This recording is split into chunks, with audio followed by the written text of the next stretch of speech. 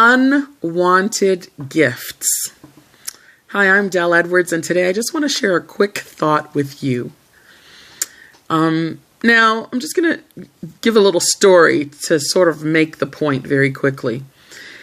If someone had a house, a car, some food, some clothes that they wanted to give me or give you, and I didn't want it or you didn't want it. You didn't want the gift. Who would those things belong to if you didn't want the gift? They would belong to the person who already had them, right? So when you are being presented with things that you do not want, you do not have to accept it.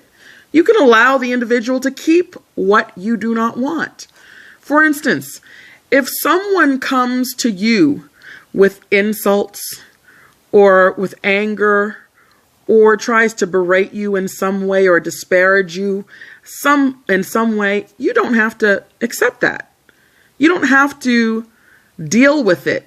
It's theirs. They can continue to carry on in foolishness and ignorance if they want to. I'd choose not to pay attention to them or accept what they have to say or believe anything that they have to say if I don't want to. I don't want that. You don't need to accept what people bring to you. I've practiced a long time. Now look, I'm human. Everybody's human. And sometimes there are times when in a moment I will react in a way that I might regret later. But for the most part, I have been able to learn how to process information outside of me and not allow it to affect what is going on within me, which is why I can look at people and laugh or smile sometimes when they try to act crazy, because to me it's funny. It infuriates people sometimes when I do that or when that happens, but it's now my natural response. I don't tend to get really angry or upset with what goes on around me. Now that's really important, because when somebody comes to you with something that you don't want, you do not need to sup with them. You do not need to sit at the table and dine with them. You do not need to eat with them. You do not need to participate or engage with them. You can allow them to do whatever the heck it is they want to do, and you can choose to live in peace and tranquility and happiness and move on.